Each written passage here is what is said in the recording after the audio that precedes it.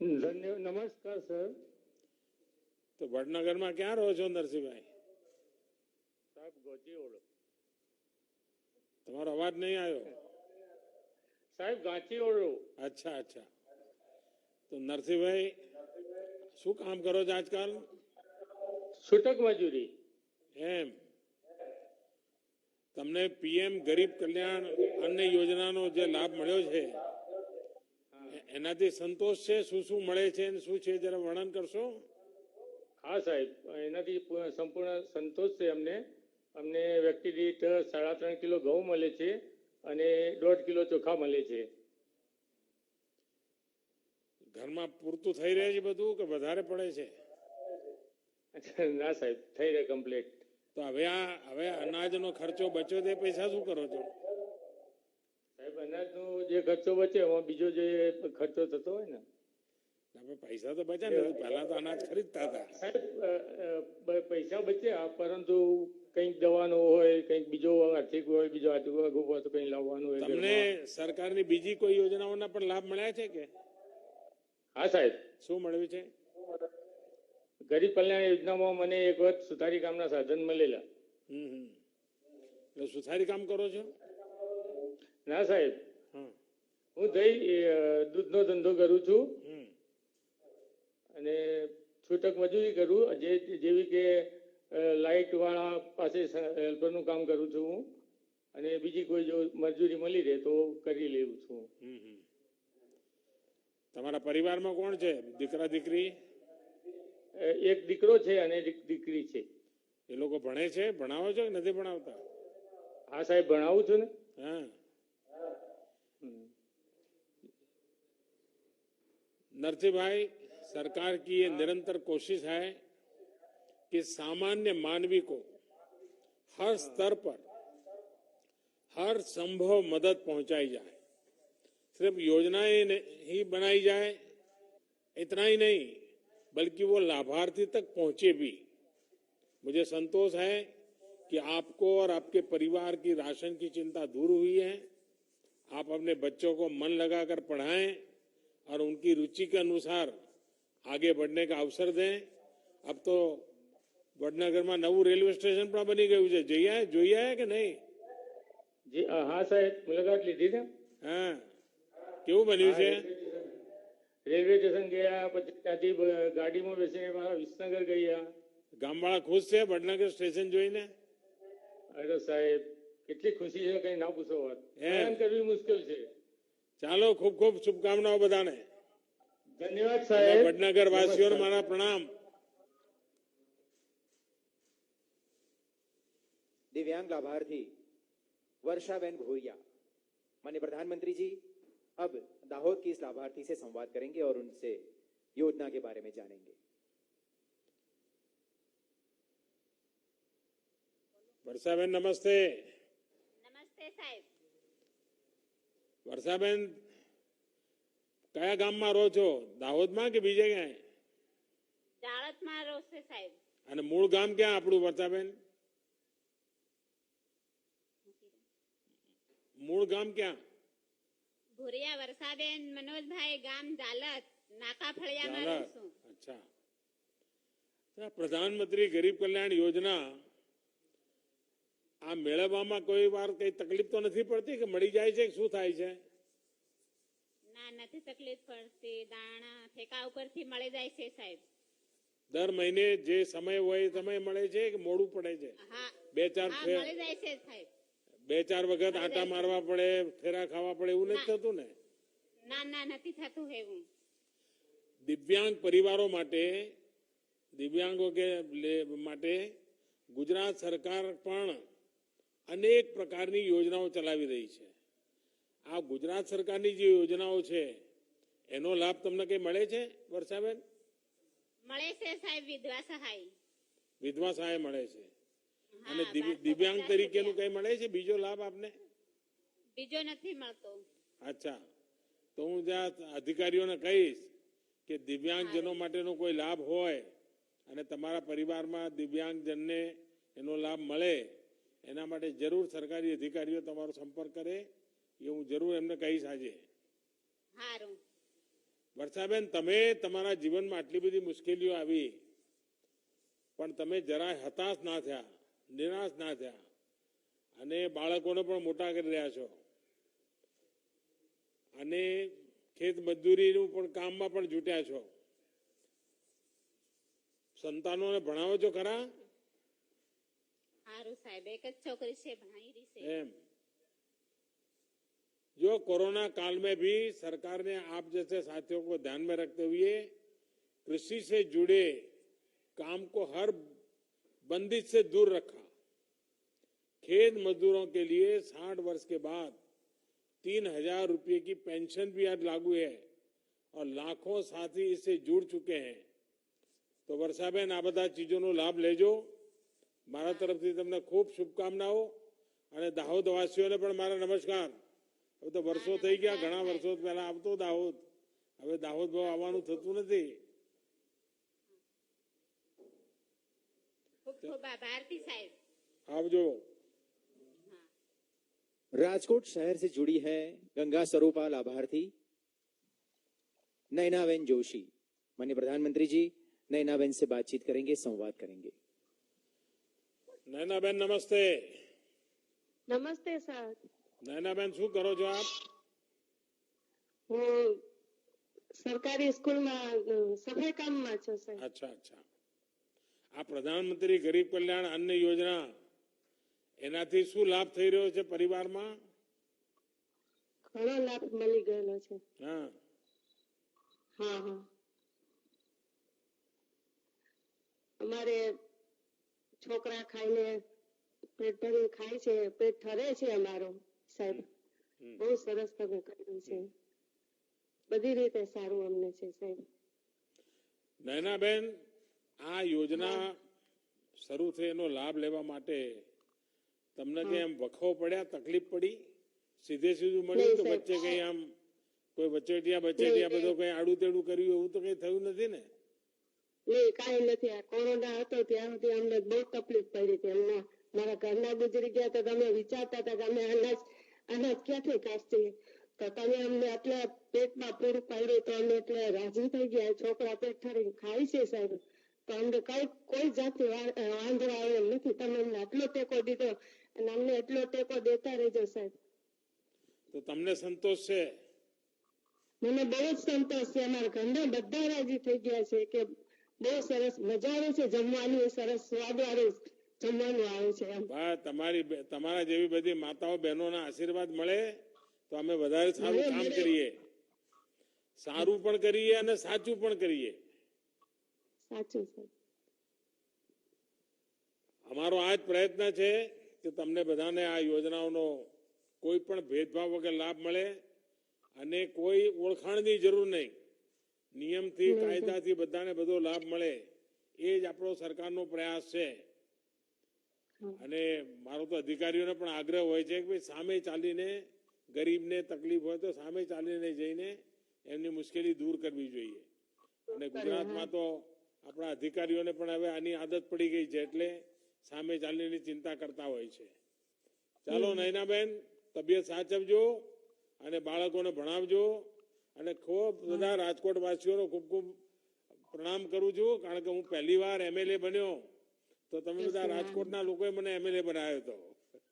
નમસ્તે. એટલે રાજકોટનું તો ઋણ કાયમ માટે મારા માથે છે. ચાલો, ધન્યવાદ બધાને.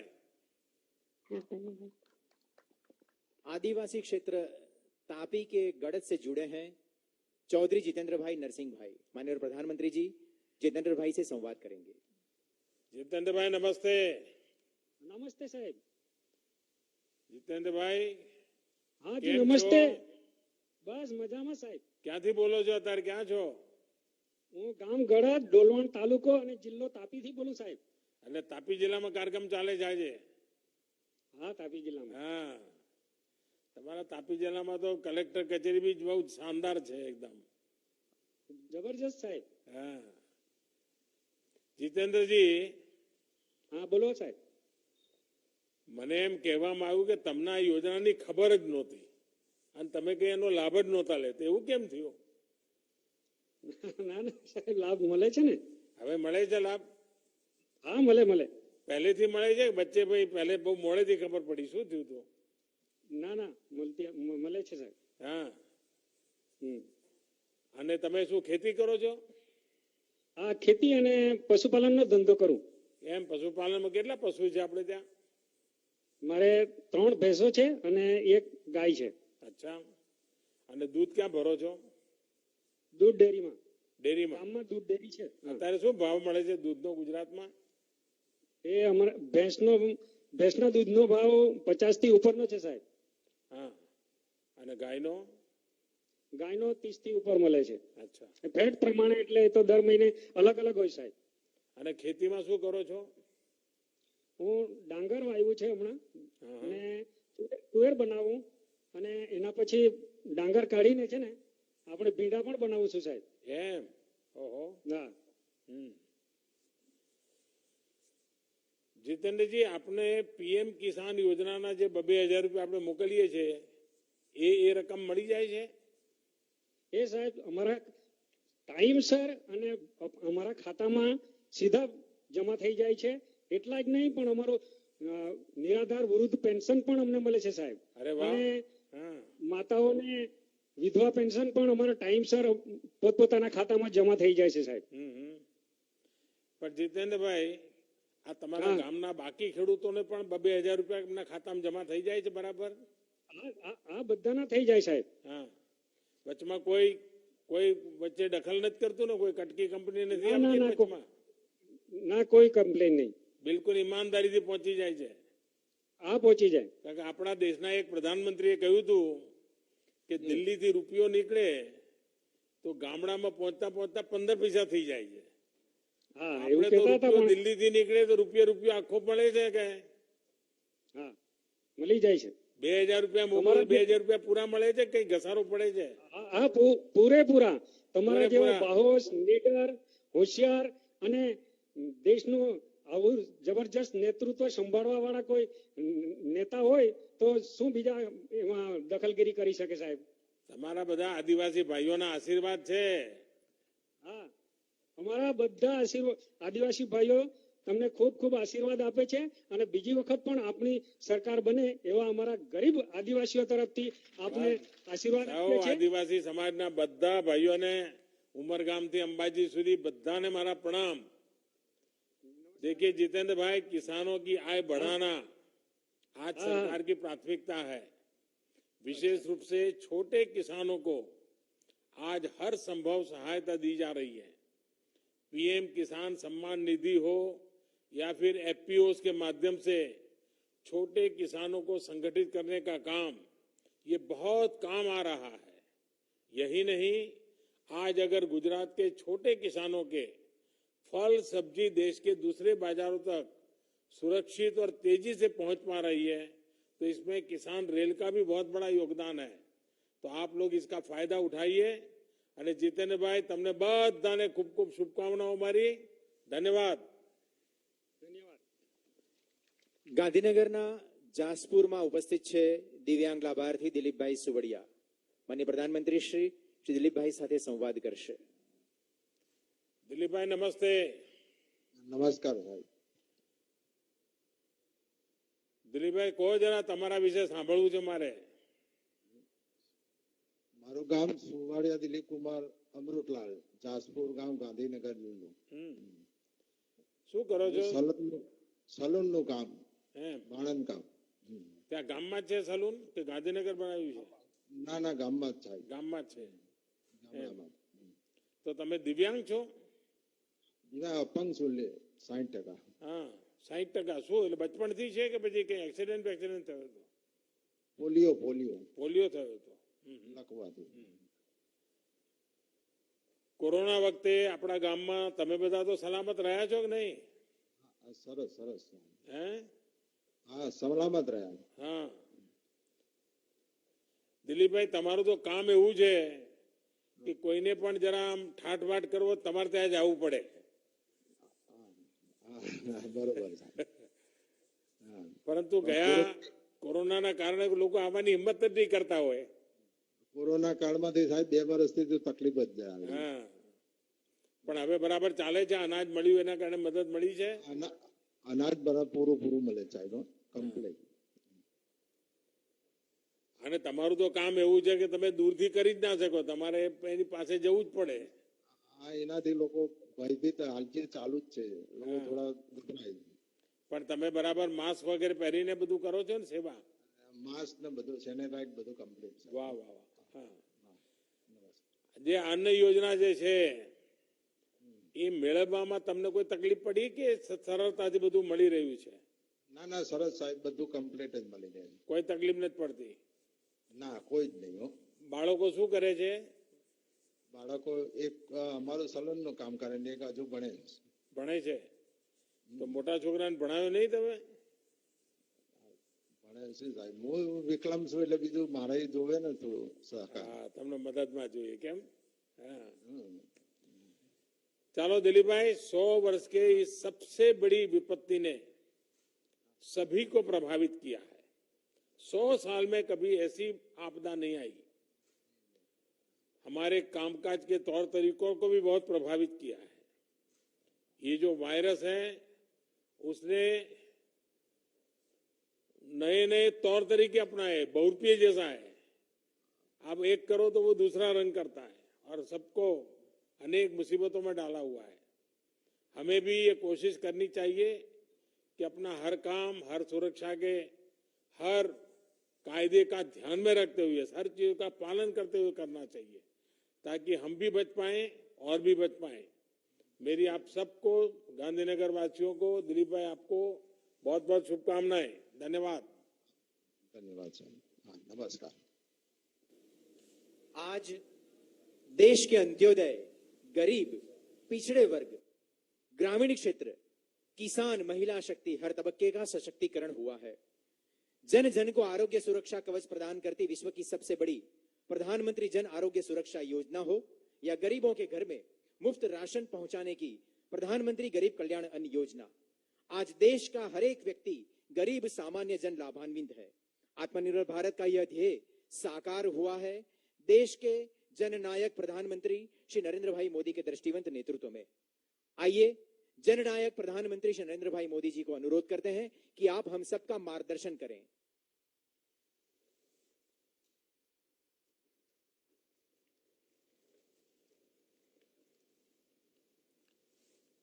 नमस्कार।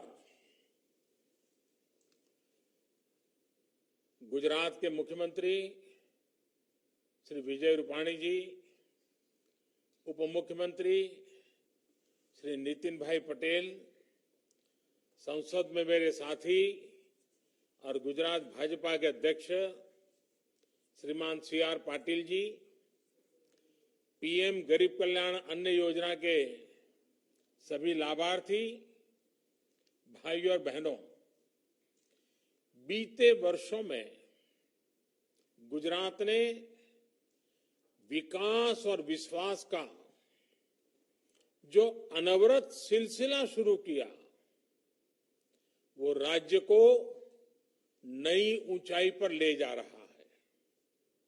गुजरात सरकार ने हमारी बहनों, हमारे किसानों, हमारे गरीब परिवारों के हित में हर योजना को सेवा भाव के साथ जमीन पर उतारा है।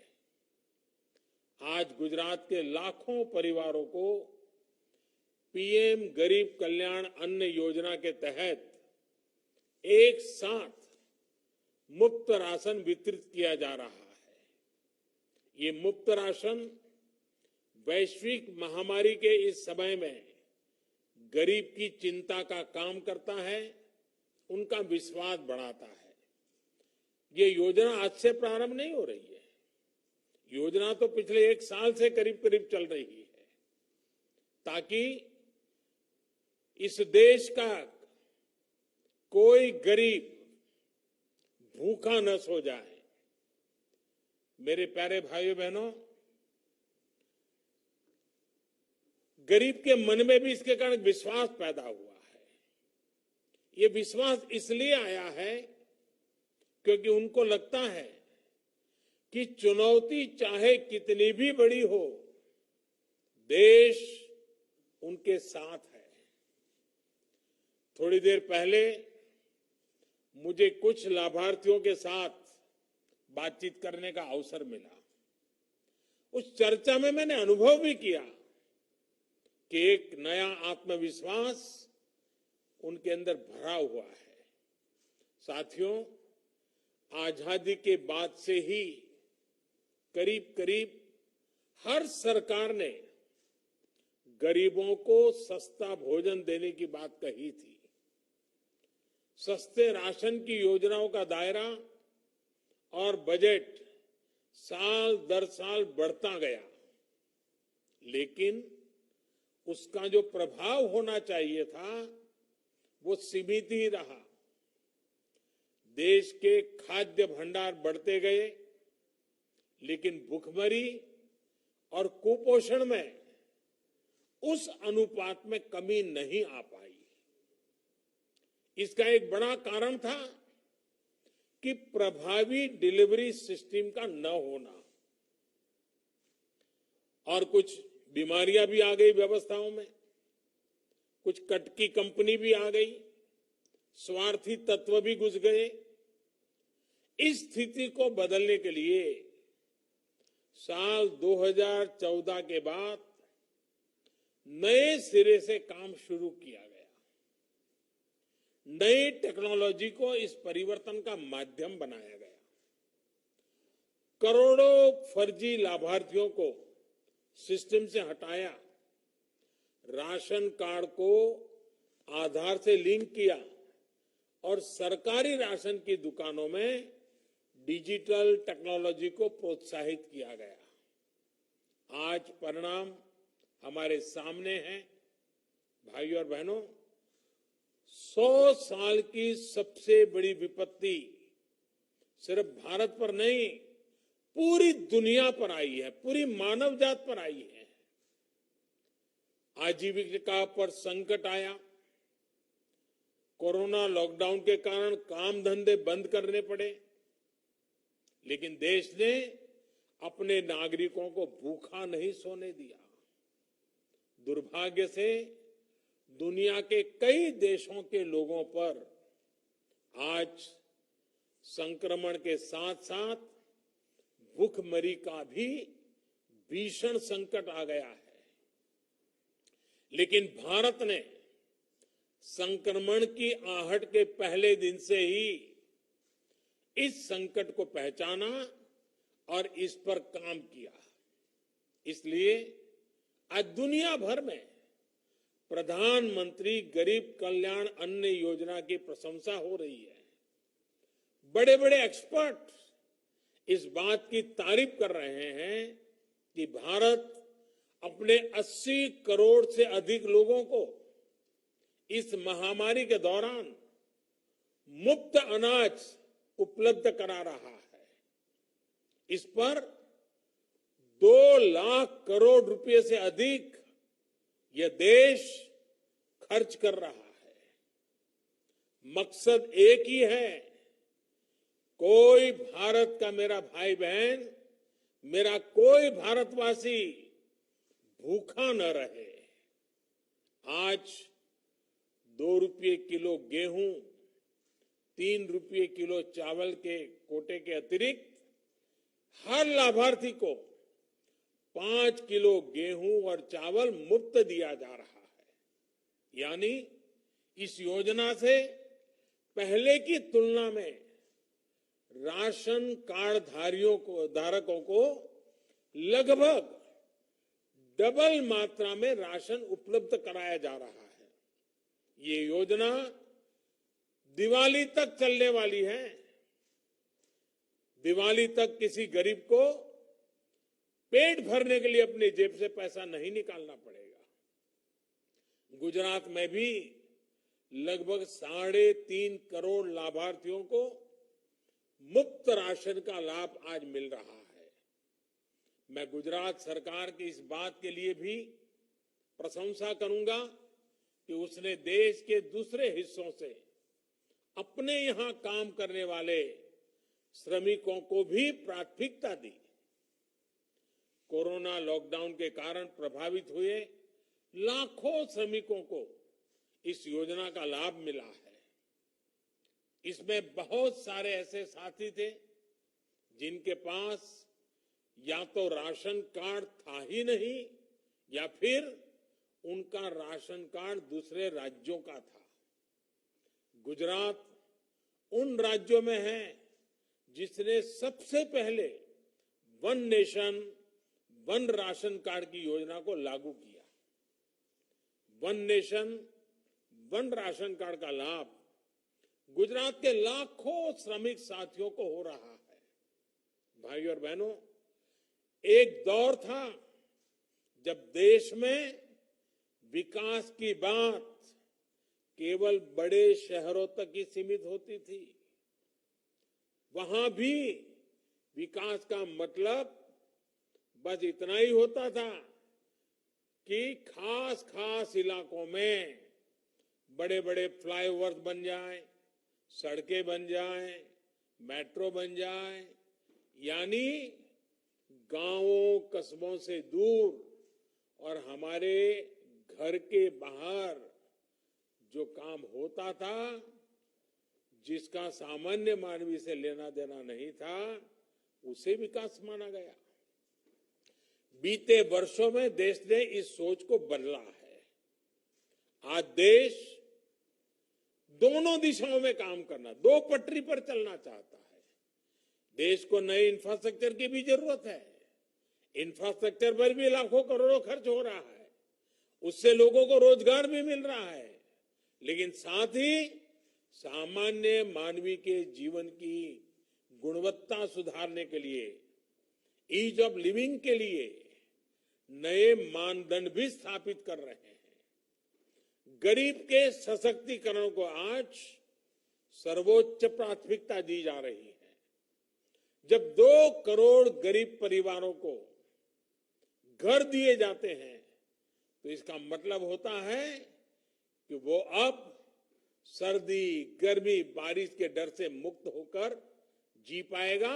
इतना ही नहीं, जब खुद का घर होता है ना, तो आत्मसम्मान से उसका जीवन भर जाता है, नए संकल्पों से जुड़ जाता है, और उस संकल्पों को साकार करने के लिए गरीब परिवार समेत जी जान से जुड़ जाता है, दिन रात मेहनत करता है। जब 10 करोड़ परिवारों को शौच के लिए घर से बाहर जाने की मजबूरी से मुक्ति मिलती है, तो इसका मतलब होता है कि उसका जीवन स्तर बेहतर हुआ है। वो पहले सोचता था कि सुखी परिवारों के घर में ही टॉयलेट होता है, शौचालय उन्हीं के घर में होता है। गरीब को तो बेचारे को अंधेरे का इंतजार करना पड़ता है, खुले में जाना पड़ता है, लेकिन जब गरीब को शौचालय मिलता है तो वो अमीर की बराबरी में अपने आप को देखता है, एक नया विश्वास पैदा होता है। इसी तरह जब देश का गरीब जनधन खाते के जरिए बैंकिंग व्यवस्था से जुड़ता है, मोबाइल बैंकिंग गरीब के भी हाथ में होती है, तो उसे ताकत मिलती है, उसे नए अवसर मिलते हैं। हमारे यहां कहा जाता है, सामर्थ्य मूलम सुखमेव लोके, अर्थात हमारे सामर्थ्य का आधार हमारे जीवन का सुख ही होता है। जैसे हम सुख के पीछे भागकर सुख हासिल नहीं कर सकते, बल्कि उसके लिए हमें निर्धारित काम करने होते हैं, कुछ हासिल करना होता है। वैसे ही सशक्तिकरण भी स्वास्थ्य, शिक्षा, सुविधा और गरिमा बढ़ने से होता है। जब करोड़ों गरीबों को आयुष्मान योजना से मुफ्त इलाज मिलता है, तो स्वास्थ्य से उनका सशक्तिकरण होता है। जब कमजोर वर्गों के लिए आरक्षण की सुविधा सुनिश्चित की जाती है, तो इन वर्गों का शिक्षा से सशक्तिकरण होता है। जब सड़कें शहरों से गांवों को भी जोड़ती हैं, जब गरीब परिवारों को मुफ्त गैस कनेक्शन, मुफ्त बिजली कनेक्शन मिलता है, तो ये सुविधाएं उनका सशक्तिकरण करती हैं। जब एक व्यक्ति को स्वास्थ्य, शिक्षा और सुविधाएं मिलती हैं तो अपनी उन्नति के बारे में, देश की प्रगति के बारे में सोचता है। इन सपनों को पूरा करने के लिए आज देश में मुद्रा योजना है, स्वनिधि योजना है। भारत में ऐसी अनेकों योजनाएं गरीब को सम्मानपूर्ण जीवन का मार्ग दे रही है, सम्मान से सशक्तिकरण का माध्यम बन रही है। भाइयों और बहनों, जब सामान्य मानवी के सपनों को अवसर मिलते हैं, व्यवस्थाएं जब घर तक खुद पहुंचने लगती हैं, तो जीवन कैसे बदलता है ये गुजरात बखूबी समझता है।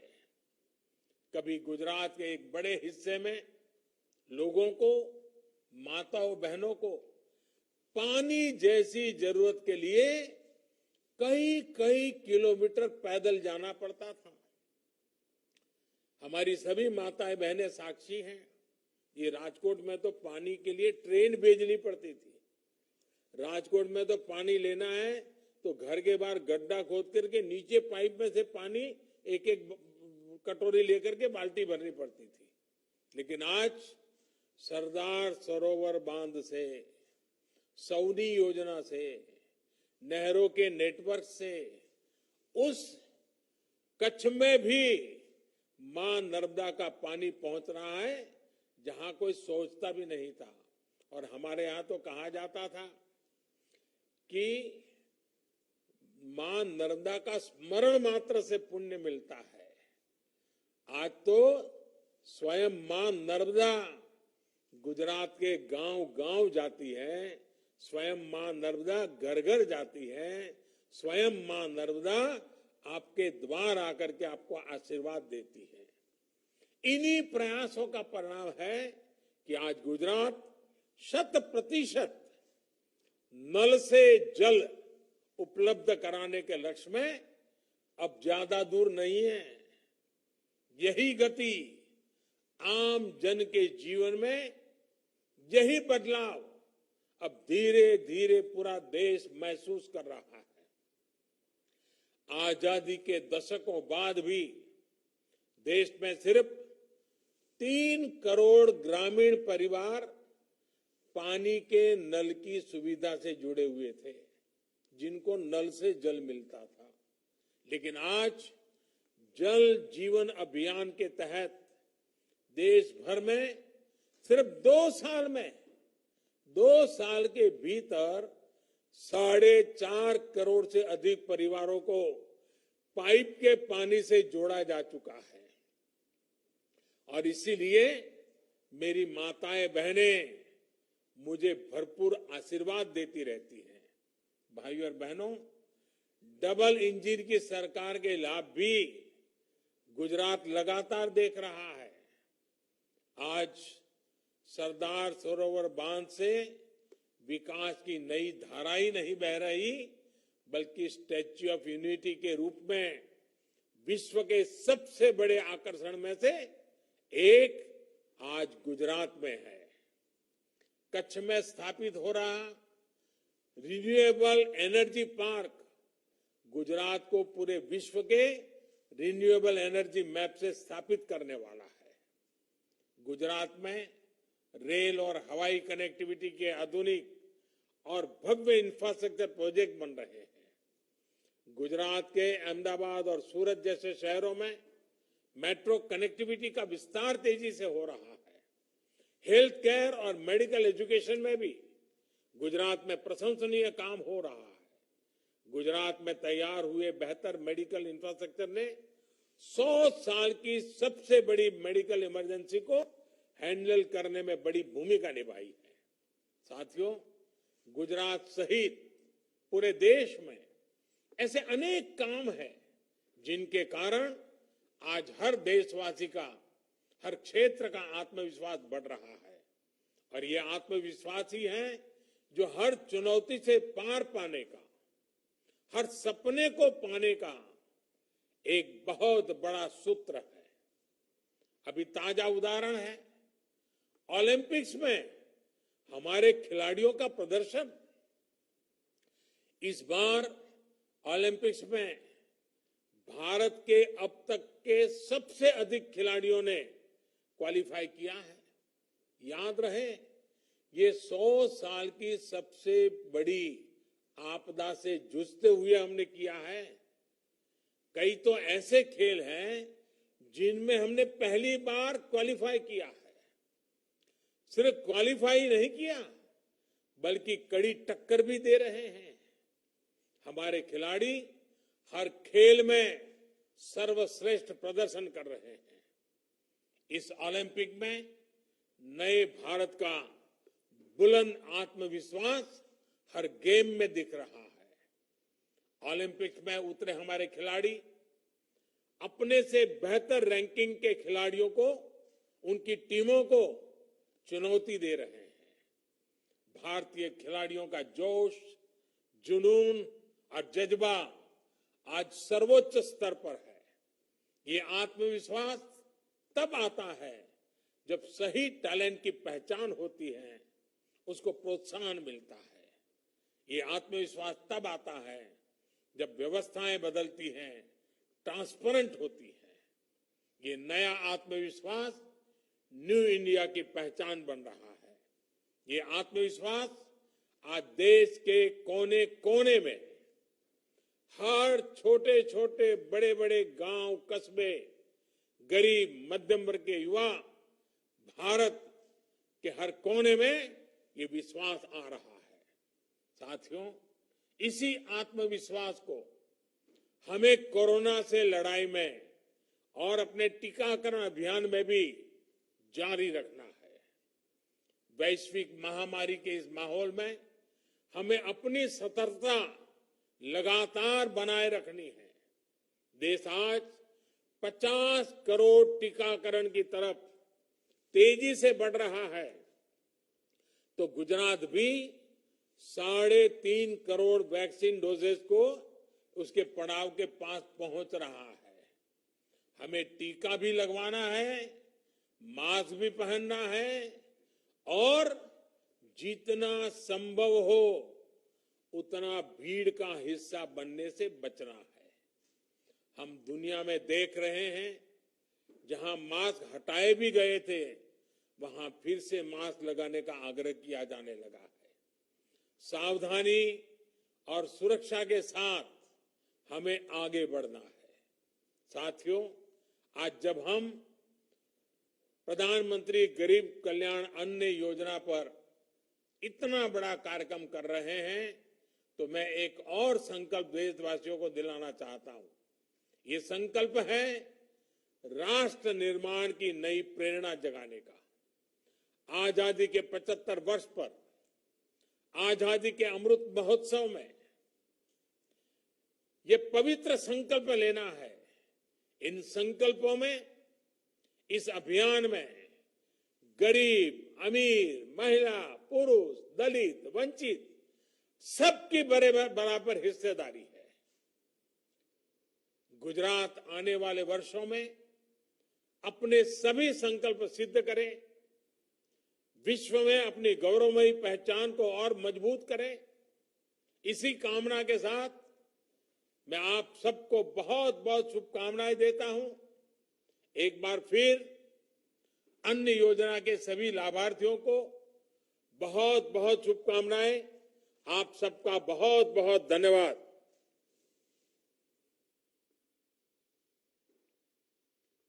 योजना के सभी आभार प्रधानमंत्री जी, हम आपके ऋणी रहेंगे। औषधिभ्यो अन्नम अन्नात् पुरुषः